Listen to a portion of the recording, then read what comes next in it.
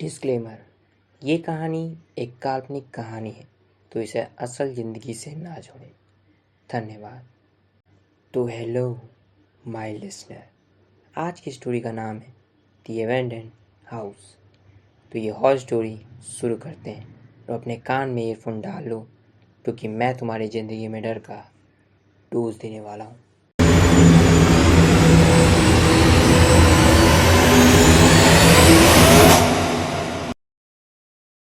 रमेश और अर्जुन दोनों टहल रहे थे। उस वक्त रात के 8 बज रहे थे। तभी रमेश अर्जुन से कहता है, कितनी बढ़िया ट्रिप थी यार, तुझे भी होना चाहिए था, पर तू बीमार हो गया। फिर अर्जुन कहता है, हाँ यार, पर क्या कर सकते हैं।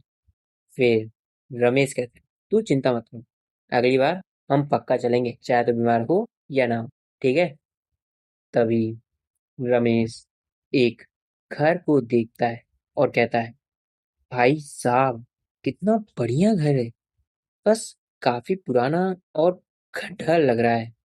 खंडहर का नाम सुनते ही अर्जुन तुरंत उस घर की तरफ देखता है और देखकर पूरी तरीके से डर जाता है। वो थोड़ी देर के लिए शांत हो जाता है। फिर अर्जुन पीछे सड़क पर देखता है और कहता है, हमें यहाँ से निकलना होगा, जल्दी। इतना कहकर अर्जुन पीछे मुड़ता है और जो देखता है उसे देखकर हैरान हो जाता है। वहाँ पर रमेश नहीं था। ये देखकर अर्जुन को वही हादसा याद आता है जो उसके साथ 1 महीने पहले हुआ था। दरअसल अर्जुन एक बार अपने एक दोस्त रोहन के साथ यहाँ आया था। दोनों टहल रहे थे। रोहन को एक जरूरी कॉल करना था, पर उसके फ़ोन पर नेटवर्क नहीं आ रहा था। वो अर्जुन को कहता है कि मैं कॉल करके आता हूँ, और वो जंगल के अंदर चला जाता है। आधे घंटे हो चुके थे, रोहन अभी तक नहीं आया था। अर्जुन रोहन को खोजने जंगल की तरफ चला जाता है। वो जंगल में सब जगह देखता है, पर रोहन कहीं नहीं था। खोजते खोजते अर्जुन जंगल से बाहर आ जाता है और फिर जो देखता है उसे देखकर उसकी रूह कांप जाती है। सामने वही घर था। उसके दरवाजे के सामने रोहन की लाश थी। उसका शरीर पूरा अलग हो चुका था और उसकी लाश के सामने एक आदमी खड़ा था जिसके कपड़े जले हुए थे और उसका चेहरा पूरा जला हुआ था और उसके हाथ पर एक बड़ा चाकू था।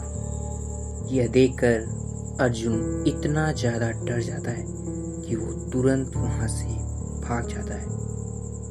अर्जुन को अभी रमेश नहीं मिल रहा था। फिर वो उस घर की तरफ देखता है। घर का दरवाज़ा खुला हुआ था और वो देखता है कि घर के अंदर रमेश था।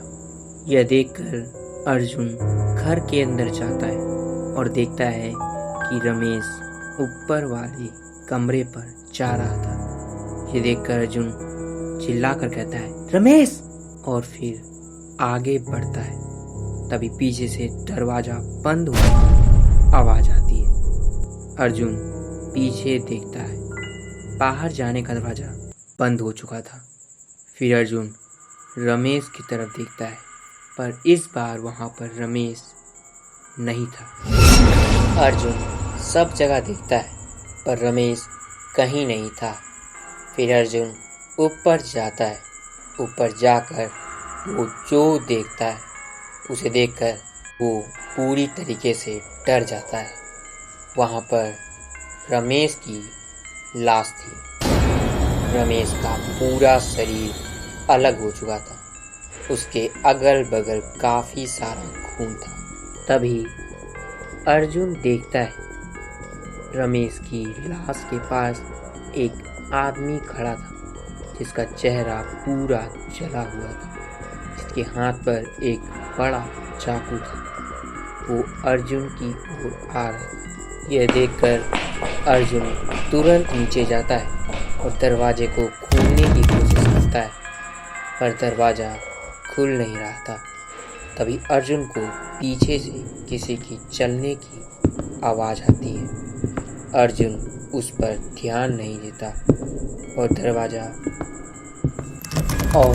दरवाज़ा खोलने की दोबारा कोशिश करता है, पर दरवाज़ा नहीं खुलता। तभी अर्जुन देखता है कि बगल में एक खिड़की है।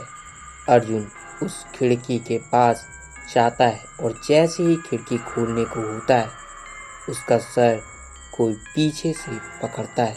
अर्जुन अपना सर छुड़ाने की बहुत कोशिश करता है, पर वो अपना सर नहीं छुड़ा पा रहा था। अर्जुन का सर उसी आदमी ने पकड़ा हुआ था।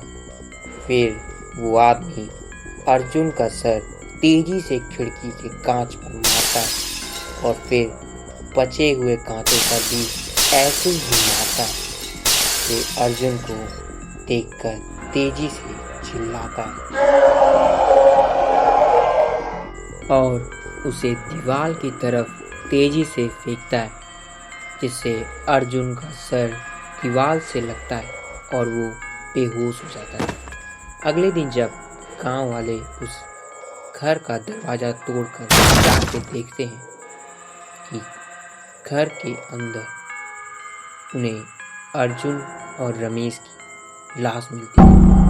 उनके शरीर से उनके दोनों हाथ पांव अलग हो चुके थे और उनके अगल बगल काफ़ी खून था।